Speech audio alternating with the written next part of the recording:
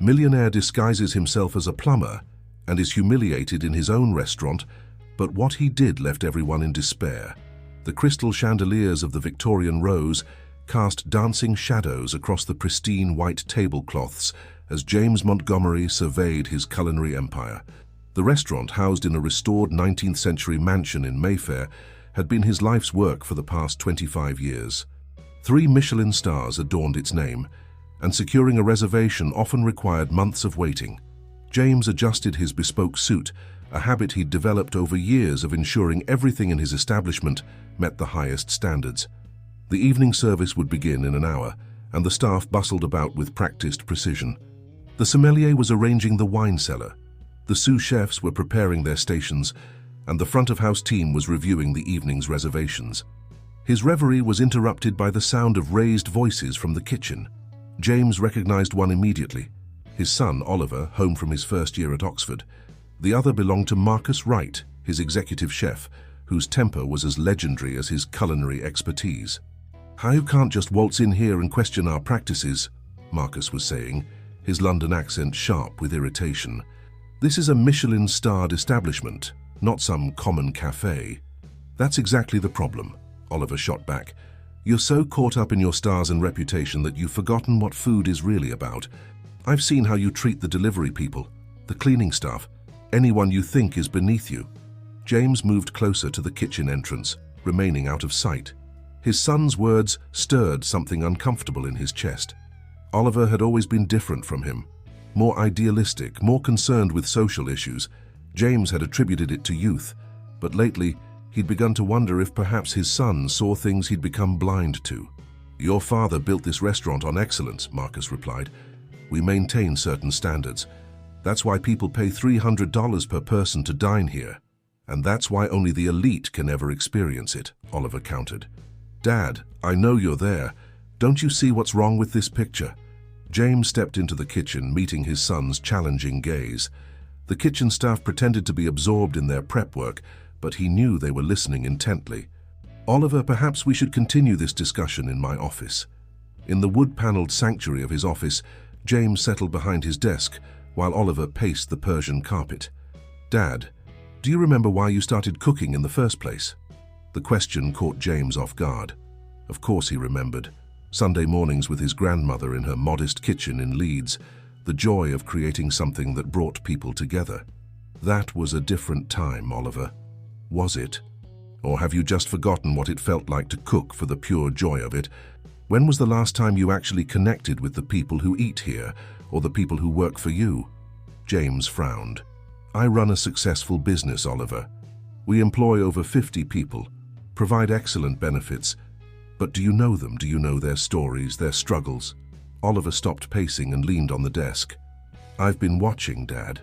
The way the staff changes their behavior depending on how wealthy a guest appears, the way they treat the suppliers. It's like we've created this bubble where only certain people belong." The words stung more than James wanted to admit.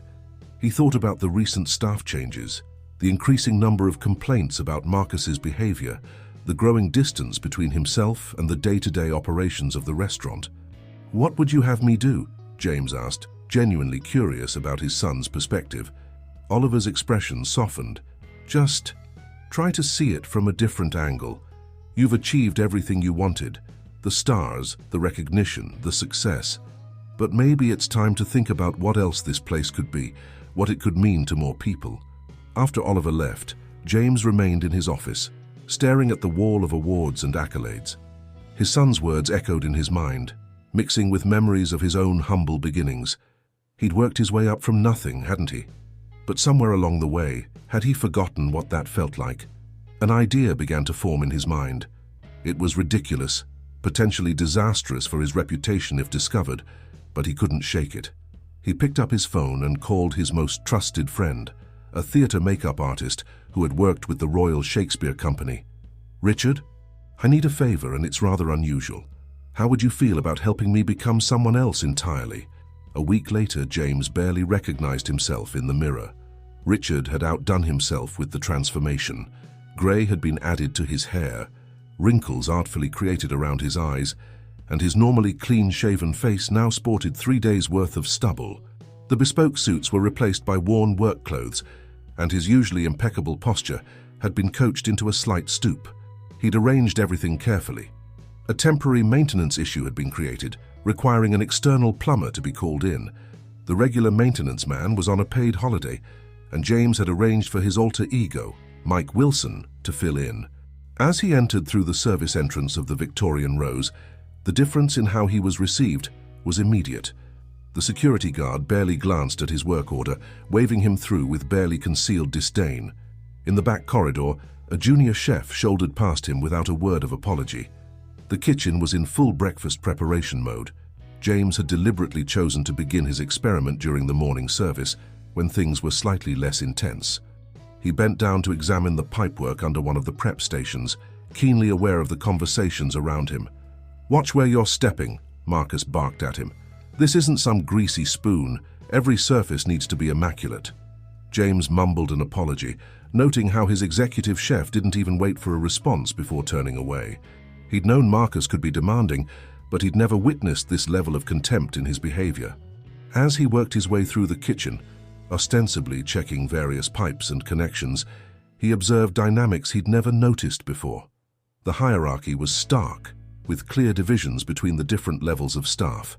The sous chefs mimicked Marcus's behavior, speaking sharply to the kitchen porters and cleaning staff. Only Sarah Chen, a newly hired waitress, showed any different behavior. As James worked near the service area, she approached with a cup of tea. "Thought you might need this," she said quietly. "It gets quite warm in here, especially near the ovens. I'm Sarah." James was touched by the simple gesture. "Mike," he replied, maintaining his character. "Thanks, love. Been a while since anyone's shown such kindness in a place like this." Sarah glanced around before speaking again. "I know what you mean. I've only been here 3 weeks, but..." She hesitated. "Well, let's just say it's different from what I expected. The food is amazing, but sometimes I wonder if excellence has to come at the cost of humanity." Her words echoed Oliver's sentiments so closely that James had to remind himself to stay in character. "You seem different from the others," he observed. Sarah smiled sadly. "My mum ran a small cafe in Manchester. Nothing fancy, but she taught me that every person who walked through the door deserved respect. Even got me interested in cooking. I'd love to learn more, but..." She gestured around the kitchen. "Well, you've seen how it is here." Their conversation was interrupted by Marcus's voice. "Sarah, Table 7's order is ready. Stop chatting with the help and do your job." Sarah gave James an apologetic look before hurrying away. James watched her go, then returned to his supposed work, his mind whirling with everything he was witnessing. Throughout the morning, he observed more interactions that made his stomach churn. A young supplier was berated for being 5 minutes late with a delivery. A kitchen porter was reduced to tears over a minor mistake with the recycling. The same staff who fawned over wealthy guests in the dining room spoke disparagingly about other customers they deemed less worthy. By lunchtime, James had seen enough to make several decisions. As he packed up his tools, he heard Marcus commenting to his sous chef, "Can you believe they sent us such a scruffy-looking plumber? The standards in this country are really slipping. Make sure everything he touched is sanitized thoroughly." James straightened up slowly, his back aching from the unfamiliar posture he'd maintained all morning. He'd built the Victorian Rose to be a temple of culinary excellence, but somewhere along the way, it had become a monument to exclusion and prejudice. Oliver was right. It was time for a change. As he left through the service entrance, he began planning. The Victorian Rose was about to undergo a transformation, one that would shake its foundations to the core. The question was, how many of his current staff would be willing to change with it? James spent the weekend in his study, surrounded by notes and industry publications. The transformation he envisioned would need careful planning. His morning as Mike Wilson had revealed problems that ran deeper than mere snobbery. They spoke to systemic issues within the restaurant industry itself. Monday morning arrived with grey skies over London, matching James's contemplative mood. He'd called an all-staff meeting before the morning prep began, something he rarely did. As his employees filtered into the main dining room, he noticed the subtle hierarchies at play. The kitchen staff clustering together, front of house in their own group, Sarah standing slightly apart from everyone else. "Good morning," he began, standing before them. I've been doing some thinking about the Victorian Rose's future. He paused, watching Marcus straighten up importantly. We've achieved everything I once dreamed of, the stars, the acclaim, the exclusivity. But I've realized that perhaps we've lost something along the way. A murmur rippled through the assembled staff. James continued, starting next month, we'll be implementing several changes. First, we'll be introducing a lunch service that's more accessible to a wider range of customers. We'll call it Heritage Menu. Traditional British dishes elevated with our expertise, but at a quarter of our usual prices. Marcus stepped forward, his face flushed. Mr. Montgomery, surely you can't be serious. Our reputation, James interrupted firmly, will only be enhanced by showing that true culinary excellence can be accessible to all. Additionally, we'll be starting a training program. Every member of our staff, regardless of their current position, will have the opportunity to learn and advance. The room erupted in whispers. James saw Sarah's eyes light up, while Marcus's face grew stormy. Furthermore, James continued, I'm creating a new position, Customer Experience Coordinator. This person will ensure that every guest, regardless of their background, receives the same high level of service. He turned to Sarah, who was listening intently. Sarah Chen, I've been observing your work since you joined us. Your understanding of genuine hospitality makes you the perfect candidate for this role. Would you accept the position? Sarah's mouth fell open in surprise. Yes, of course, Mr. Montgomery, thank you. Marcus could no longer contain himself. This is preposterous. You're going to put a waitress in charge of customer experience? She's barely been here a month. Sometimes fresh eyes are exactly what we need, James replied calmly. Sarah will work closely with both front and back of house to implement these changes. I expect everyone's full cooperation. The meeting continued with James outlining more details: sensitivity training for all staff, a new supplier policy emphasizing respect and partnership, community outreach programs. Throughout it all, he watched the varying reactions: excitement from some younger staff members, uncertainty from others, and barely concealed hostility from Marcus and several senior team members. After the meeting, James called Sarah into his office. She entered tentatively, still seeming shocked by her promotion. Sir, I don't know what to say. This is such an amazing opportunity, but... She hesitated. But you're worried about the resistance you'll face, James finished for her. Particularly from Chef Wright. Sarah nodded. He's not going to make this easy. And some of the others, they already see me as an outsider. James leaned forward. Sarah, do you know why I chose you? Because in 3 weeks you've shown more understanding of what hospitality truly means than some people have in years. Yes, there will be resistance. Change is never easy, but I believe in your ability to handle it. What made you decide to do all this? She asked. If you don't mind me asking. James smiled, thinking of his day as Mike Wilson. Let's just say I recently gained a new perspective on how we operate. Now shall we discuss your ideas for improving our service? For the next hour, they talked about Sarah's observations and suggestions. Her insights were remarkable, small changes that could make every guest feel valued, ways to break down barriers between different staff levels, ideas for making the kitchen more collaborative. As Sarah left his office, James felt more confident about his decision. But his certainty was soon tested when Marcus burst in, closing the door firmly behind him. 25 years, James. I've run your kitchen for 25 years, and this is how you repay me. By undermining everything we've built? James met his chef's angry gaze steadily. No, Marcus, this is how we build something even better. The world is changing. We need to change with it. Marcus's laugh was bitter. You want to turn us into some common bistro? Serve shepherd's pie to people who can't tell the difference between truffle and mushroom. I want to share our expertise with people who might never have experienced it otherwise, James corrected. And I want to create an environment where everyone, staff and guests alike, feels valued. Well, Marcus said, heading for the door, don't expect me to stay and watch you destroy your legacy. He paused with his hand on the doorknob. And don't be surprised when others follow. As the door slammed behind Marcus, James sighed. He'd expected resistance, but the reality of it was still challenging. The next few weeks would test everyone's commitment to change, his own included. The following weeks at the Victorian Rose felt like walking on eggshells. James watched as his restaurant divided into clear factions, those embracing the changes, led by Sarah's enthusiastic efforts, and those resisting, with Marcus as their unofficial leader. Sarah had thrown herself into her new role with remarkable dedication. She'd created detailed service guidelines that emphasized treating every guest with equal respect and attention. She'd also begun organizing weekly meetings where staff could share their concerns and suggestions openly. But for every step forward, there seemed to be 2 steps back. One morning, James arrived to find Sarah in tears in the staff room. "Someone sabotaged my training materials," she explained, showing him the coffee-stained handouts she'd prepared for that day's sensitivity workshop.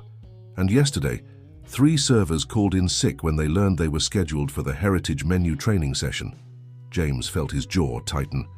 "This stops now," he said, heading for the kitchen, where he could hear Marcus's voice berating a junior chef.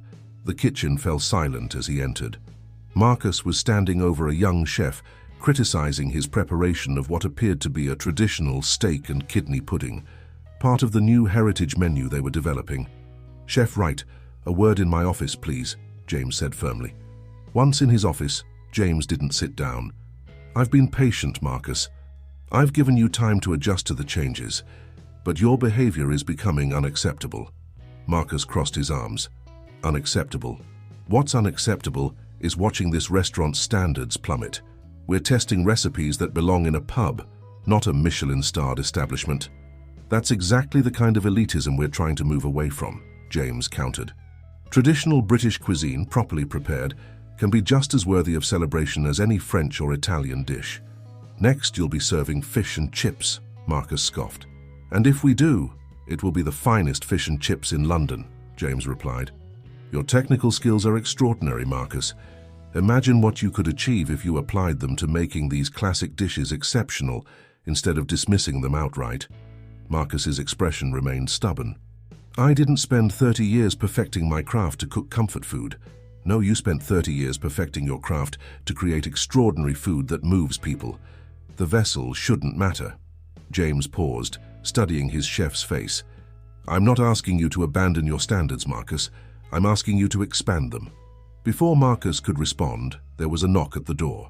Sarah entered, looking apologetic for the interruption, but determined. "Mr. Montgomery, Chef Wright, I'm sorry to interrupt, but there's something you both need to see." They followed her to the restaurant's entrance, where a small crowd had gathered. A journalist and photographer from The Guardian were interviewing people queuing outside, people who had heard about the upcoming heritage menu and wanted to show their support. "We've been receiving calls all morning," Sarah explained. "Word has spread about our changes. People are excited about the idea of experiencing Michelin-star cuisine in a more accessible way. We've already got a waiting list for the heritage menu launch, and several community organizations have reached out about possible partnerships." James watched Marcus's face as he observed the scene. Something flickered in the chef's eyes. Surprise, perhaps, or a grudging interest. "The heritage menu launches next week," James said quietly to Marcus. "How you can fight this change and risk being left behind, or you can help us make it something extraordinary. The choice is yours." Marcus didn't respond immediately. He watched as more people joined the queue, as Sarah expertly handled the press inquiries, as junior staff members excitedly discussed the situation amongst themselves. Finally, he turned to James. "I'll need to adjust the recipes I've been working on. If we're going to do this, we'll do it properly." He paused, then added reluctantly, "And perhaps I could use Sarah's input on presentation. She seems to understand what these new guests might be looking for." James felt a glimmer of hope. It wasn't full acceptance, but it was a start. As he watched Marcus stride back to the kitchen, barking orders but with slightly less edge than before, he realized that change, like the best recipes, sometimes needed time to develop its full flavor. The Victorian Rose's kitchen had never been so tense. With just 3 days until the heritage menu launch, every surface was covered with test dishes and recipe variations. Marcus had taken James's challenge seriously, perhaps too seriously. He'd been working obsessively, demanding perfection in every detail of even the simplest dishes. "No, no, no," Marcus's voice echoed through the kitchen as he examined a shepherd's pie. "The potato must be perfectly piped. The meat must be hand-diced, not minced.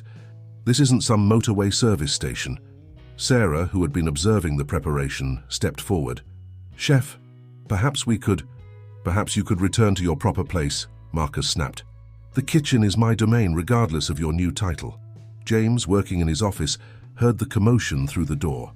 He was about to intervene when he heard another voice, Oliver's. "Actually, Chef Wright, I believe Sarah's input would be valuable here." The kitchen fell silent. Oliver had returned from Oxford for the launch, and his presence added another layer of complexity to the already charged atmosphere. "Mr. Montgomery Jr., Marcus said, his voice dripping with sarcasm. "Unless you've somehow acquired a culinary degree at university, I don't believe—" "I've acquired something better," Oliver interrupted. "Perspective. Sarah understands the people we're trying to reach. She knows what will make them feel welcome rather than intimidated." James moved closer to the kitchen door, listening intently. "The whole point of this menu," Oliver continued, "isn't just to make traditional dishes perfectly. It's to make people feel connected to their food, their heritage, their memories. When was the last time you actually ate shepherd's pie, chef? Not as a critic, but as someone seeking comfort." The silence that followed was profound. James could picture Marcus's face, probably turning that particular shade of red it achieved when he was genuinely caught off guard. Finally, Sarah spoke again, her voice gentle but firm. "My mother used to make shepherd's pie every Sunday. It wasn't technically perfect. The potatoes were sometimes lumpy, the meat wasn't hand-diced, but people would queue around the block for it because it tasted like home. What if we could combine your technical expertise with that feeling of comfort?" James held his breath, waiting for Marcus's explosion. Instead, he heard something unexpected. A thoughtful humph. "Continue," Marcus said gruffly. "What if," Sarah suggested, "instead of fighting against the homemade quality, we celebrated it? Yes, pipe the potatoes perfectly, but maybe create a pattern that looks like homemade fork marks, hand-dice the meat, but keep the rustic cut sizes. Use your premium ingredients and techniques, but in service of the dish's soul rather than in spite of it?" James couldn't resist any longer. He entered the kitchen to find Marcus staring at the shepherd's pie, as if seeing it for the first time. Oliver and Sarah stood nearby, watching hopefully. "She might have a point," Marcus admitted finally, still staring at the dish. "We've been so focused on elevating these dishes that we've forgotten why people love them in the first place." What followed was remarkable. For the next several hours, James watched as Marcus and Sarah worked together, with Oliver occasionally adding his own insights. They went through each dish on the heritage menu, discussing not just technique, but meaning, memory, emotion. The shepherd's pie was refined but recognizable, its presentation elegant yet comforting. The fish and chips were transformed into perfectly portioned pieces of line-caught haddock in a champagne batter, with triple-cooked chips that somehow maintained their casual appeal. Each dish walked the line between excellence and accessibility. As the evening drew to a close, James noticed something else. The kitchen staff were smiling. The tension had shifted into excitement. Even Marcus seemed energized rather than angry. "Tomorrow," Marcus announced to the kitchen, "we'll do a complete test run. Sarah, I'll need you here to provide perspective." He seemed to struggle with the words, but they were genuine. Later, as James was preparing to leave, he overheard Marcus and Sarah in the walk-in fridge. "My mum's place," Sarah was saying quietly. "It didn't have stars or awards, but she used to say that every dinner was a chance to make someone's day better. That's what food should be about, isn't it?" There was a pause before Marcus replied, his voice uncharacteristically soft. "My grandmother, she used to make the worst Yorkshire puddings. Absolutely dreadful. But I still remember the way she'd beam with pride when she served them. Haven't thought about that in years." James smiled to himself as he gathered his things. Sometimes the most important ingredients for change were the ones you couldn't measure: memory, emotion, connection. The heritage menu was becoming something more than just an accessible option. It was becoming a bridge between worlds. But as he left through the back door, he noticed a figure hurrying away from the restaurant's office window. Something about the movement made him uneasy. In all the progress of the day, he'd almost forgotten that not everyone might want these changes to succeed. The day before the heritage menu launch dawned grey and drizzly, typical London weather that somehow felt ominous. James arrived early, eager to oversee the final preparations, only to find the restaurant's delivery entrance in chaos. All the orders are wrong, Sarah explained, clutching a stack of invoices. Every single supplier delivered different items than what we ordered for tomorrow's launch. And some haven't delivered at all, claiming our orders were cancelled. James felt his stomach sink. This was no coincidence. Marcus emerged from the kitchen, his face thunderous. The walk-in's temperature was tampered with overnight, he announced. We've lost half our prep work, and someone's changed all the labels on our dry stores. The implications were clear. Someone was trying to sabotage the launch. James looked around at his staff, noting the mix of concern and suspicion on their faces. The kitchen porter who'd discovered the temperature change looked nervous, while the assistant manager kept checking his phone with unusual frequency. Right, James said, drawing himself up. We have 24 hours until launch. Sarah, start calling our backup suppliers. Marcus, we'll need to reorganize the prep schedule. Oliver? Already on it, Dad, his son replied, phone in hand. I'm reaching out to some of the local markets I know. We might not get exactly what was planned, but we'll get something to work with. What followed was a masterclass in crisis management. Staff members who supported the changes stayed late into the evening, helping to sort out the mess. Even some who had been resistant pitched in, perhaps realizing that sabotage crossed a line. Marcus surprised everyone by suggesting they simplify some of the dishes rather than compromise on quality. Better to do something simple perfectly than something complex poorly, he declared, showing a flexibility that would have been unthinkable weeks ago. As evening approached, James was in his office reviewing security footage when Sarah burst in, followed by Annie, one of the kitchen porters. Mr. Montgomery, Annie said, twisting her apron in her hands. I need to tell you something. I know who did this. James leaned forward. Go on. It was Mr. Phillips, the assistant manager. I overheard him on the phone yesterday talking about making sure the launch failed. He said, she swallowed hard. He said once it failed, everything would go back to normal and he'd be in line for a promotion because he'd warned you about the risks. James felt a complex mix of emotions.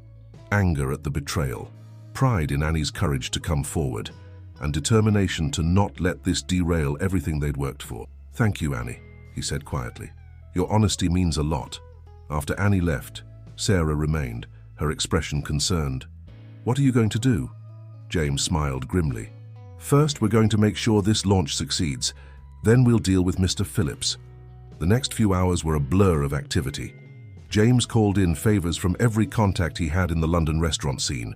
Suppliers he hadn't worked with in years came through with emergency deliveries.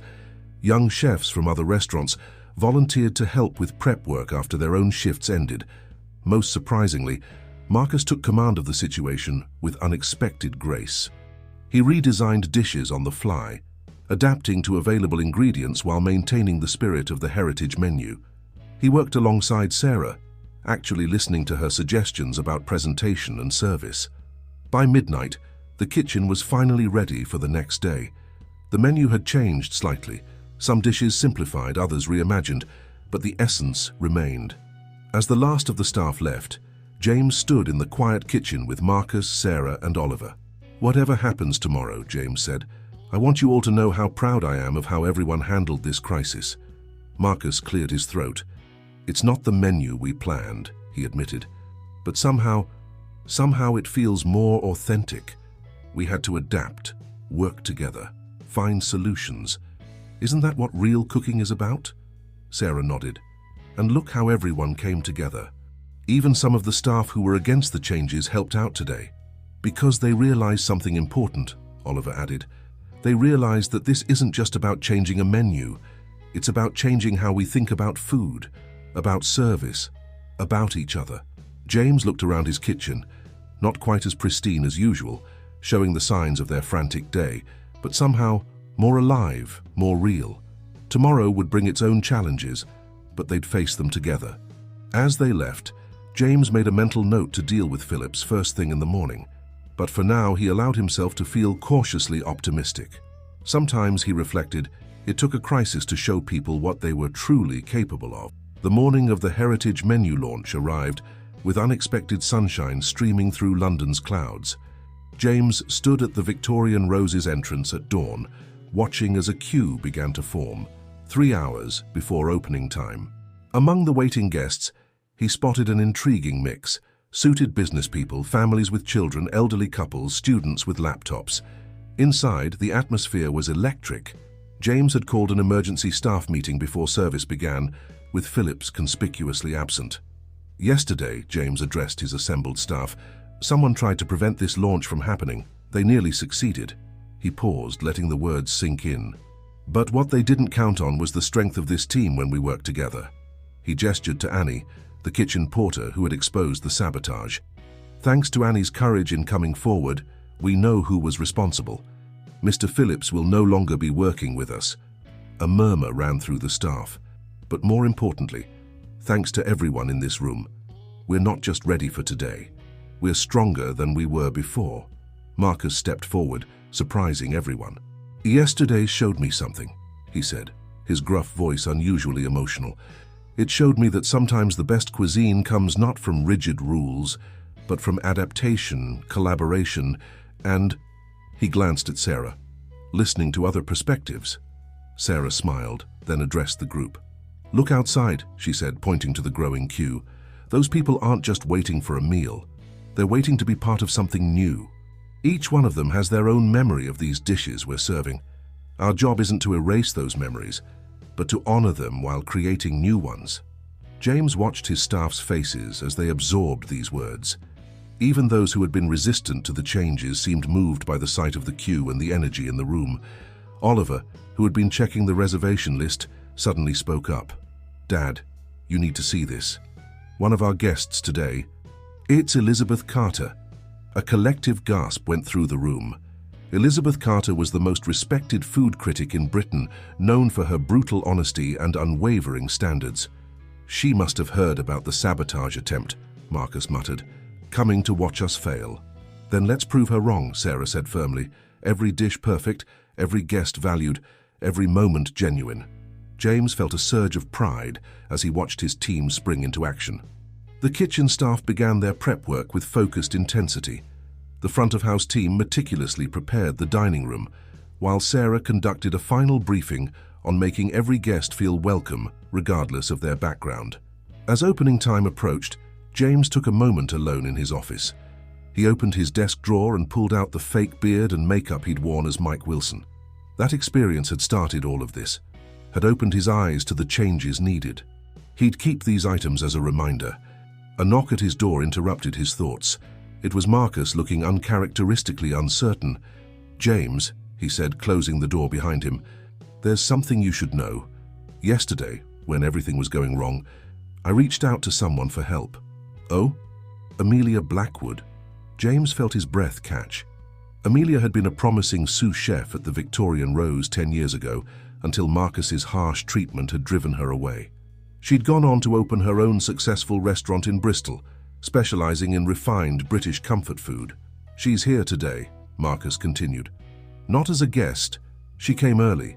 She's in the kitchen now, helping us prepare. I thought, given her expertise with elevating traditional dishes, James understood what this must have cost Marcus's pride. That was good thinking, he said simply. She's brilliant, James, Marcus admitted. The way she thinks about food, I was wrong about her. Wrong about a lot of things. Before James could respond, Sarah's voice came over the staff communication system. 15 minutes to opening, all staff to positions. James stood, straightening his tie. Ready? Marcus nodded, his professional demeanor returning. The kitchen's never been more ready. As they walked through the restaurant, James saw Amelia working seamlessly alongside the other chefs, her expertise evident in every movement. She caught his eye and smiled. Not a bitter smile, but one of understanding and perhaps a touch of amusement at life's strange circles. The dining room had been subtly transformed. The white tablecloths remained, but they were now accompanied by small vases of wildflowers. The lighting was slightly warmer, the music softer. Every detail had been carefully considered to maintain excellence while creating accessibility. James took his position near the entrance as Sarah prepared to open the doors. The queue outside had grown even longer, and he could see photographers from several newspapers positioning themselves to document the moment. Remember, he said to his staff, today we're not just serving food, we're serving hope, memory, and possibility. The doors opened, and the Victorian Rose prepared to write its next chapter. The heritage menu launch unfolded like a perfectly orchestrated symphony. From the moment the first guests were seated, it was clear that something special was happening at the Victorian Rose. Elizabeth Carter was seated at table 7, her reputation for anonymity blown by the previous day's events. She watched intently as servers welcomed guests from all walks of life with equal warmth and respect. In the kitchen, Marcus and Amelia worked side by side, their combined expertise elevating every dish that left the pass. Their shepherd's pie, reimagined with locally sourced lamb and Duchess potatoes piped to look like cottage roes, brought tears to an elderly guest's eyes. "Just like my mum used to make," the guest told Sarah, "but somehow even better." The fish and chips earned audible gasps when presented. The fish perfectly golden, the chips precisely cut, but still authentically rustic. A young student taking photos for his food blog was overheard saying, "This is what happens when tradition meets excellence." James moved through the dining room, watching as his vision came to life. He saw a CEO in a bespoke suit sharing cooking tips with a taxi driver at the next table. A group of art students were deep in conversation with a retired couple about the evolution of British cuisine. But it was in the kitchen where the most remarkable transformation was taking place. Marcus, who had once ruled through fear and intimidation, was now teaching. He showed junior chefs the techniques behind each dish, explaining not just the how, but the why. The key, he explained to a young cook struggling with the Yorkshire pudding batter, is to understand that we're not just making a side dish. We're making something that carries memories. Your technique must serve that purpose. Amelia, working nearby, smiled at the change in her former tormentor. "Took you long enough to figure that out," she said, but there was no bitterness in her voice. Marcus met her eyes. "I owe you an apology, Amelia. Many apologies, actually." "Keep cooking like this," she replied, gesturing to the perfectly executed comfort food leaving the kitchen, "and we'll call it even." The afternoon service flowed into evening, and still the guests kept coming. Some had waited hours for a table, but no one complained. There was a sense that they were part of something meaningful. Sarah moved through the dining room like a conductor, ensuring every guest felt valued. She knew many of their names now, had heard their stories as they waited in line. Each table got not just a meal, but a connection. Oliver, who had been helping wherever needed, paused beside his father as they watched the scene unfold. "You did it, Dad," he said quietly. James shook his head. "We did it. All of us." He looked at his son. "You were right, you know, about everything." The evening's crescendo came when Elizabeth Carter finished her meal. The dining room hushed as she stood, and to everyone's surprise, she walked straight into the kitchen. Marcus and his team froze as she entered their domain, but instead of the criticism they expected, she smiled. "In 30 years of reviewing restaurants," she said, her voice carrying in the silent kitchen, "I've never seen such a perfect marriage of excellence and accessibility. You haven't just created a new menu, you've created a new standard." Later, after the last guests had left and the kitchen was being cleaned, James gathered his core team, Marcus, Sarah, Oliver, and Amelia, in his office. "I've made a decision," he announced. "The heritage menu isn't going to be just a special offering, it's going to be who we are. We'll keep our tasting menu for those who want it, but this," he gestured to the dining room beyond, "this is our future." Marcus, surprisingly, was the first to agree. "On one condition," he said, "Amelia stays on as co-head chef." Amelia looked stunned. "What? You understand something I'm only beginning to learn," Marcus admitted. "We need both our strengths to make this work." James watched as his son smiled, as Sarah beamed with pride, as his two chefs began immediately discussing menu possibilities. The Victorian Rose was transforming into something he'd never imagined when he first opened its doors, not just a restaurant but a bridge between worlds. Outside, the London night was alive with possibility, and somewhere in the city people were already sharing stories about their experience at the Victorian Rose, where tradition met innovation, and where every guest was treated like family. 3 months after the heritage menu launch, the Victorian Rose had become something extraordinary. Elizabeth Carter's glowing review had sparked a revolution in London's fine dining scene. Other prestigious restaurants were beginning to explore similar initiatives, though none quite captured the magic that had made the Victorian Rose's transformation so successful. On a busy Tuesday evening, James sat in his office reviewing a stack of letters from guests. Each one told a story. A father who had finally been able to treat his family to a fine dining experience. A young chef inspired to pursue her dreams after experiencing the heritage menu. An elderly couple celebrating their golden anniversary with dishes that tasted like memories. A knock at his door interrupted his reading. Sarah entered, followed by a familiar face. His old friend Richard, the makeup artist who had helped create Mike Wilson. "Look who came for dinner," Sarah said, grinning. "And to collect on a promise," Richard added. "You said you'd tell me the whole story one day." James laughed. "Join me for a digestive." "Sarah, you too. You're part of this story." As they settled with glasses of aged whiskey, James recounted the full tale of his day as Mike Wilson. Richard listened intently, occasionally glancing around the office at the new articles and awards that had joined the old ones on the walls. "So that's why you asked for such a specific look," Richard mused. "I thought it was for a costume party." "It was the best disguise I've ever worn," James admitted, "because it didn't just change how I looked, it changed how I saw everything." Their conversation was interrupted by excited voices from the dining room. Sarah went to investigate and returned, looking amused. "You'll want to see this," she said. In the dining room, Marcus and Amelia were hosting an impromptu cooking demonstration. They had wheeled out a preparation station and were showing a group of enthusiastic guests how to properly prepare Yorkshire pudding batter. The audience was a mix of suited business people, students and families, all equally engaged. "The secret," Marcus was saying, his formerly imperious tone now warm and instructive, "is to let the batter rest. You can't rush perfection, but you also can't be afraid to get your hands dirty." Amelia added, "And remember, every kitchen has its own quirks. Your oven at home might need a slightly different temperature or timing. That's not failure. That's finding your own way to excellence." James watched as the guests took notes, asked questions, and laughed at Marcus's surprisingly good jokes. The wall between kitchen and dining room, between chef and guest, between haute cuisine and home cooking was dissolving before his eyes.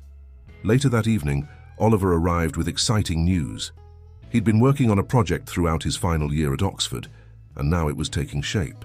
"Dad, remember how you said the heritage menu wasn't just about food, but about breaking down barriers?" Oliver's eyes were bright with enthusiasm. "Well, I've been talking to some investors. They're interested in helping us take it further." James leaned forward, intrigued. "How so?" "A culinary institute," Oliver explained. "Not just for professional chefs, but for everyone. Classes for home cooks, workshops for kids, professional training for those who can't afford traditional culinary school. And every student would spend time both in the kitchen and in service, learning both sides of hospitality." Sarah, who had been listening, jumped in. "We could use the Victorian Rose as a training ground. Let students experience both the heritage menu and the tasting menu, understand how they complement each other. And I know some excellent teachers," James said thoughtfully, watching Marcus and Amelia through the office window as they continued their demonstration. The idea took root quickly.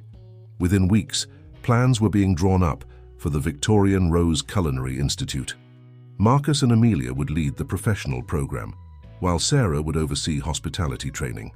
The institute would operate on a sliding scale, ensuring accessibility while maintaining excellence.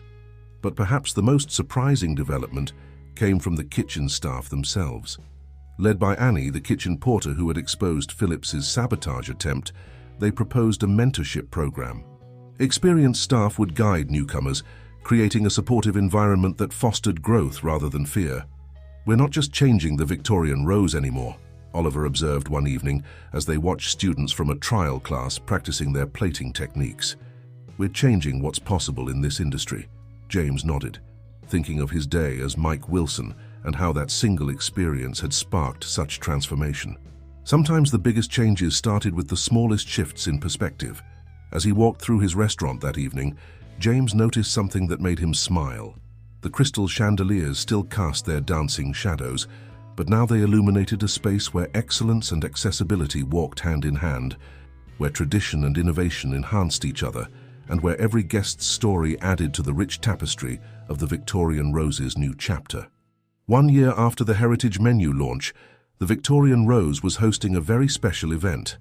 The first graduating class of the Victorian Rose Culinary Institute was celebrating their completion, and the restaurant was filled with an atmosphere of achievement and possibility. The graduates represented everything the institute stood for, a diverse group of passionate individuals who might never have had the opportunity to pursue their culinary dreams through traditional paths. Among them was Jenny Chen, Sarah's younger sister, who had discovered her own talent for pastry arts through the program. The celebration dinner was a collaborative effort between the graduates and the restaurant's staff. Each student had contributed a dish that represented their journey, refined under Marcus and Amelia's guidance, but maintaining its original heart. James stood at his usual spot near the entrance, watching as guests arrived. Food critics mingled with local community leaders, while families of the graduates chatted excitedly.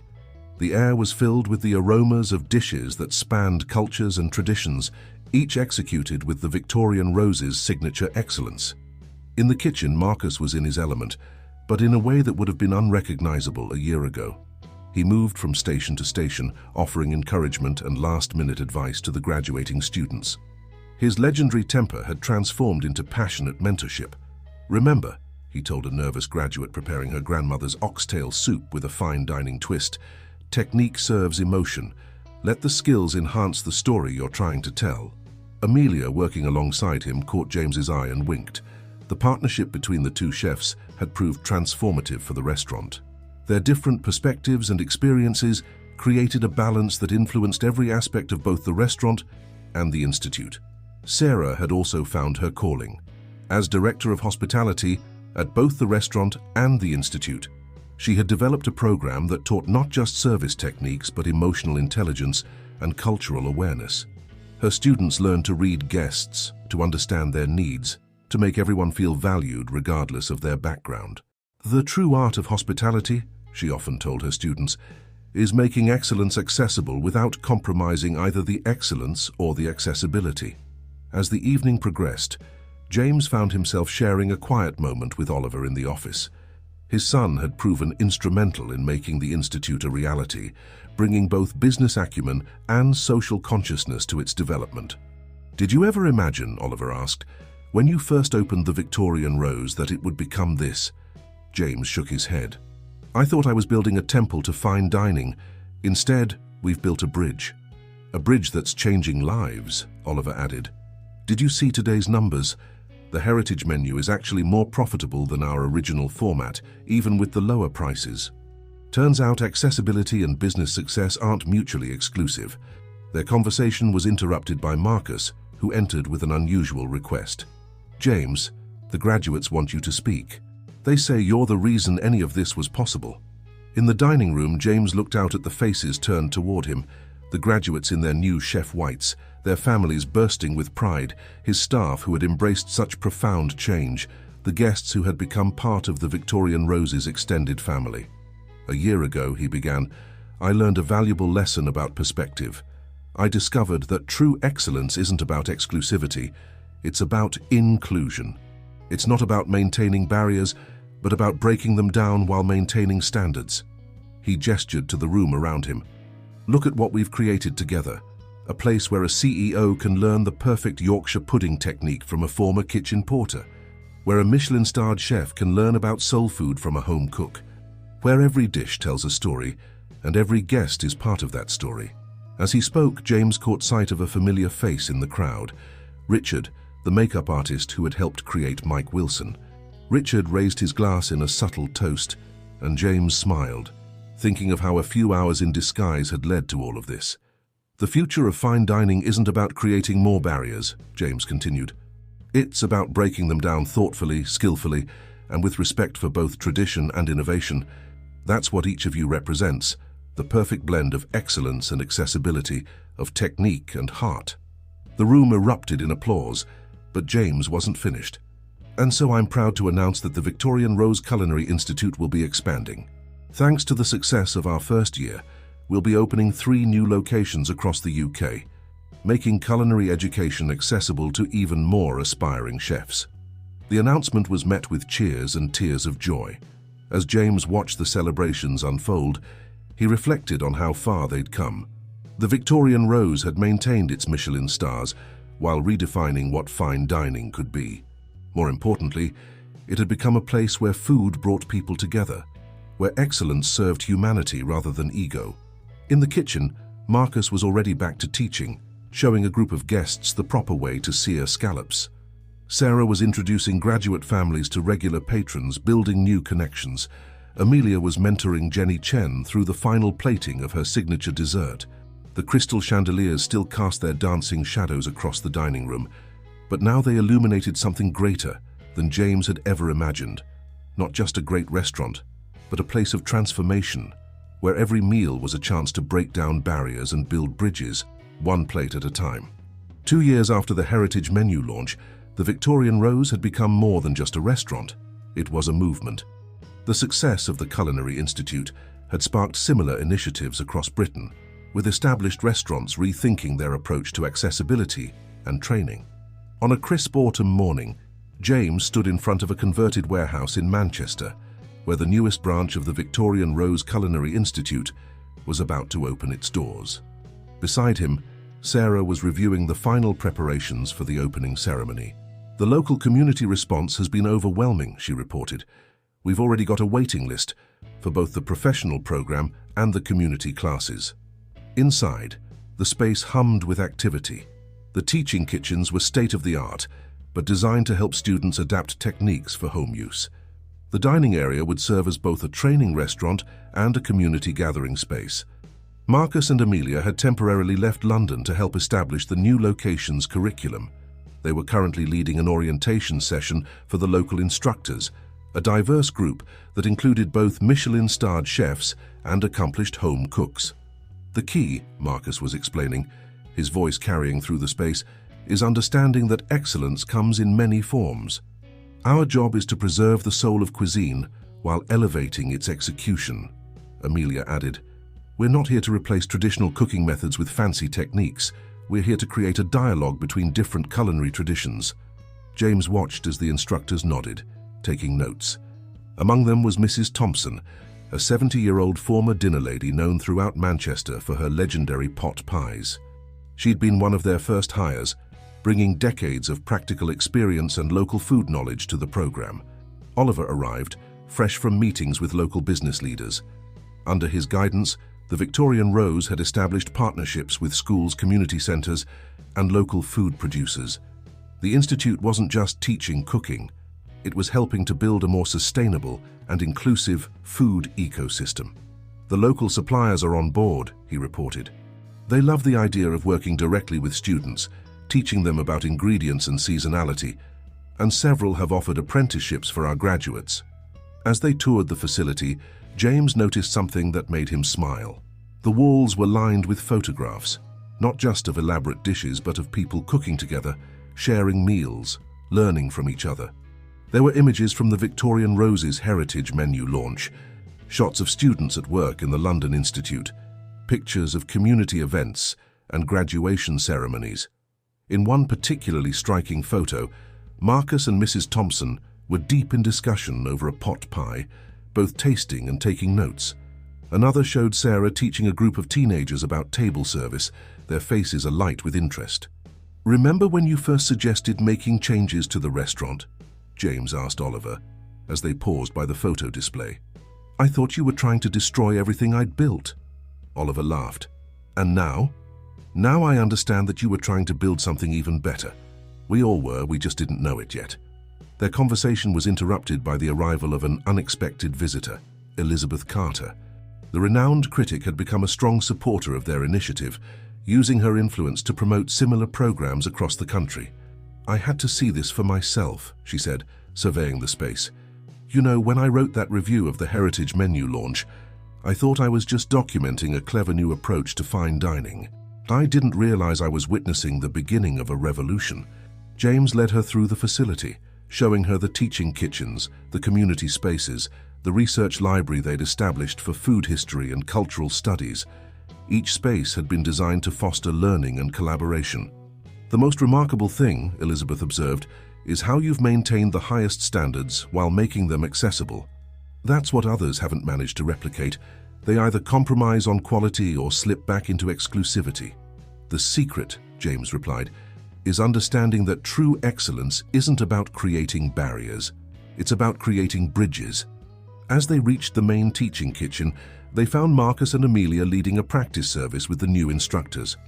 The menu they were preparing combined classical French techniques with local Manchester dishes, each element elevated but recognizable. Mrs. Thompson was demonstrating her pot pie technique to a group of professional chefs who watched with genuine interest as she explained the importance of pastry temperature and filling consistency. Meanwhile, a Michelin-starred instructor was showing her a new way to present the dish that maintained its home-style appeal while adding a touch of refinement. "This is what we're really teaching," James said softly. "Not just cooking techniques, but respect. Respect for different traditions, different perspectives, different ways of creating excellence." As the day drew to a close, James gathered everyone for a final briefing before the next day's opening. Looking at the faces before him, professional chefs and home cooks, young students and experienced instructors, local producers and community leaders, he saw the future of gastronomy. "Tomorrow," he told them, "we open more than just a cooking school. We open a door to possibility.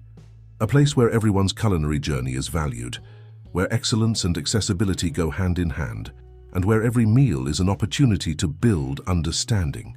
The sun setting through the windows cast long shadows across the teaching kitchens, reminding James of the dancing shadows from the Victorian roses chandeliers. But these shadows didn't speak of exclusivity and separation. They spoke of connection, of bridges being built, of barriers being broken down, one lesson at a time. 5 years after the Heritage Menu launch, the Victorian Rose and its associated institutes had become a beacon of change in the culinary world. The original restaurant still stood proud in London, its crystal chandeliers now witnessing a parade of diverse guests from all walks of life. On this particular evening, James sat at a corner table with Oliver, Sarah, Marcus and Amelia. They were celebrating a special occasion, the announcement that the Victorian Rose Culinary Institute would be partnering with several major universities to offer accredited culinary education programs. "Did you ever think," Sarah asked, gesturing to the busy dining room, "that one conversation about privilege would lead to all this?" James watched as Jenny Chen, now the Victorian Rose's head pastry chef, presented her signature dessert to a mixed group of culinary students and fine dining enthusiasts. The dish was a perfect metaphor for their journey, a traditional British pudding reimagined with technical excellence, but maintaining its comforting soul. "I thought I was just going to teach my staff a lesson," James admitted. "Instead, I learned one myself." Marcus, who had mellowed considerably over the years, but lost none of his passion for excellence, raised his glass. "To lessons learned," he said, "and to the best disguise ever worn in a professional kitchen." They all laughed, but the moment was interrupted by an excited murmur from the dining room. A group of students from the Manchester Institute had arrived, led by Mrs. Thompson. They were here to present their final projects, a series of dishes that combined their various culinary traditions with the technical excellence they'd learned. James watched as the students set up their presentations. There was a young man whose family had fled Syria, presenting his grandmother's kibbeh with a fine dining twist. A local girl had reimagined her mother's Lancashire hot pot using advanced cooking techniques.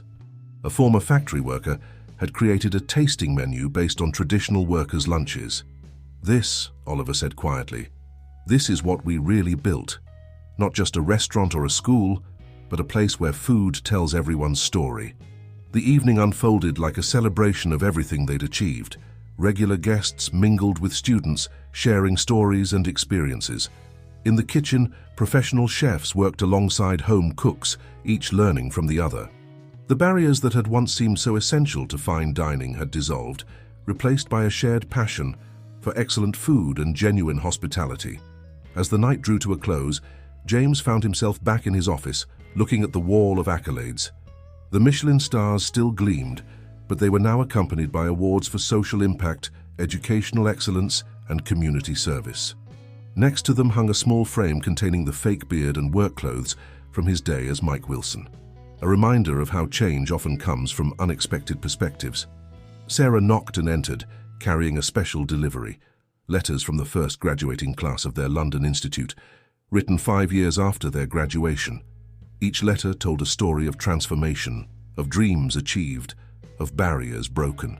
One particular letter caught James's eye. It was from a former kitchen porter who now ran his own successful restaurant, combining fine dining techniques with his grandmother's Caribbean recipes. "You taught me that excellence isn't about exclusivity," he'd written. "It's about sharing the best of ourselves with others." James looked up as Oliver entered the office, followed by Marcus and Amelia. They'd become more than just colleagues. They were partners in a revolution that had changed not just their industry, but countless lives. "The universities want to know our secret," Oliver said, settling into a chair. "How we maintain such high standards while being so accessible." Marcus answered before James could. "We discovered the finest ingredient of all," he said, looking at his former rival and now co-head chef, Amelia. "Respect. Respect for every tradition, every background, every journey, and every perspective," Amelia added, smiling at James, "even those that come disguised as plumbers." As they sat together, sharing memories and plans for the future, James reflected on the journey that had brought them here.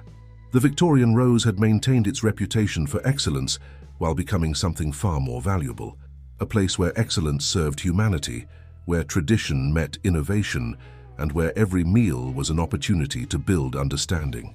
Outside, London's lights twinkled like stars, and somewhere in the city people were gathering around tables sharing food and stories. In Manchester, Mrs. Thompson was probably teaching another group of students the secrets of her perfect pot pie. In kitchens across Britain, graduates of their institutes were creating their own culinary stories, blending tradition with innovation, excellence with accessibility. The crystal chandeliers still cast their dancing shadows across the Victorian Rose's dining room, but now they illuminated a truth that James had learned through his journey, that the greatest achievements in gastronomy, as in life, come not from building barriers but from breaking them down with skill, respect and love.